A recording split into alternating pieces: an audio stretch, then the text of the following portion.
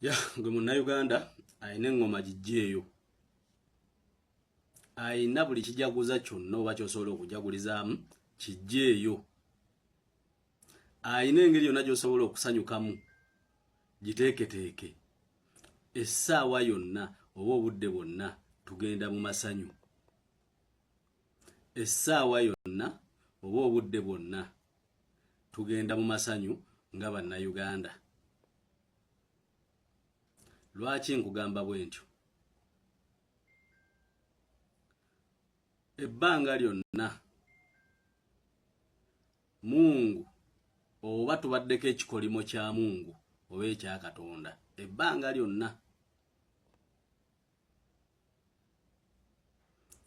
olunaku Katonda lwe yatuwa obufuzi obw'amalungu, olwo yali amaze otuteekako ekikolimo nga tuli bakolimire.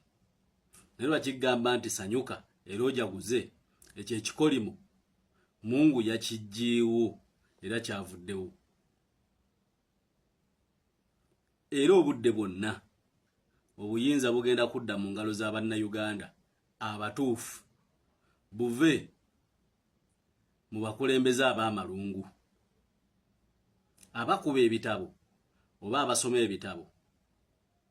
Musobola okunjulira kye bayita obukulembeze obw'amalungu. Katonda tateeka bukulembeze mu nsi nga bwa mirembe era nga bwagala nga bwa malungu.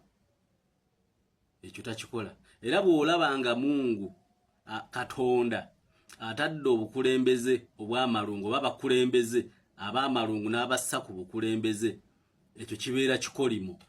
Mwe bannayuganda aba yabakolimira oba abantu b'ensi eyo aba yabakolimira. N'ekyo kyekugamba munnayuganda nti ekikolimo ekyo Katonda yamaze okukiggyawo. Essaawa yonna tugenda mu Uganda empya. Essaawa yonna oba obudde bwonna. Bannayuganda kambabuulire wano buyinza obutategeerawo, era abatono abajja okutegeerawo, naye abajja okutegeerawo obubaka, abategeera obubaka oba okwolesebwa, abakimanyi, abamu muyinza okuba abamu mwakirabako, oba abamu temunnakiraba, naye ng'abamu abatannakiraba mujja kukiraba. Abafuna obubaka obw'okwolesebwa, kano kaabo bokka abafuna obubaka obw'okwolesebwa.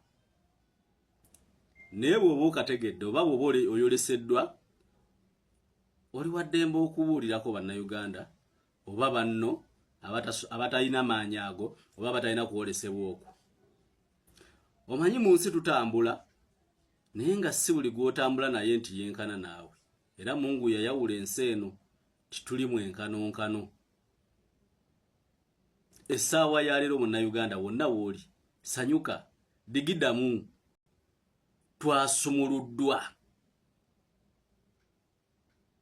Nga bw'olaba abasiraamu, ndi musajja musiraamu, tuba tusiiba mu kisiibo, tulina ekigambo ekigamba nti shayitaani ziba ku njegere.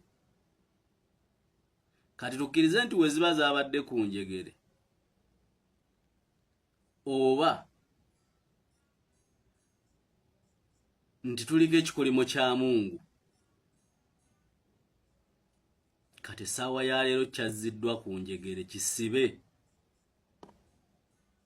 Era obukulembeze bw'amalungu essaawa yonna bugenda kuvaawo. Kalina Kyagulanyi naye yennyini gy'ali byonna abikola era alwanye, buli kimu akikoze. Naye ayinza okuba tamanyi nti obudde bwonna okuddibwamu kuli ku soosi. Ayinza okuba takimanyi. Naye okusinziira essaawa ya leero ku kiriwo oba okwolesebwa okuliwo, essaawa yonna Kyagulanyi afuna okuddibwamu era nga kwakuggyako gavumenti eno. Essaawa yonna Mwabo mbaleke bakole ebyayo bakola. Bamuhozi mbaleke bakole bonna bagenda kusi either okuttibwa oba okubeera mu makomera obudde bonna era essaawa yonna. Either battibwa oba bamalira mu makomera. Ekimu ku byo. Obubonero bwa Mungu bweyolese. Munnayuganda sanyuka digida wonna wooli obudde bwonna. Nkugambye twaliko kikolimo Katonda natuwa obukulembeze obw'amalungu. Ekikolimo twasonyiyiddwa oluvannyuma lwa Bannayuganda okukaaba amaziga, oluvannyuma lwa Bannayuganda okubabeeza mu nnaku ebbanga lyonna. Yessaawa Mungu yatuzzeemu, yawulidde amaziga gaffe, yawulidde essaala zaffe. Ebinyonyi ebyakaayakana mu bwengula, ebbanga erijjudde ekkala ez'enjawulo, enjuba eyakaayakana nga bwekyusa ne ku kkala, obwengula emmunyeenye ezakaayakana nga zakaayakana kkala zamaze dda okweyoleka mu bwengula bw'eggwanga Uganda. Kitegeeza ako kabonero ka kusonyiyibwa eri Mungu. Bannayuganda muddeemu ku ssuubi, muddeemu essanyu essaawa yonna.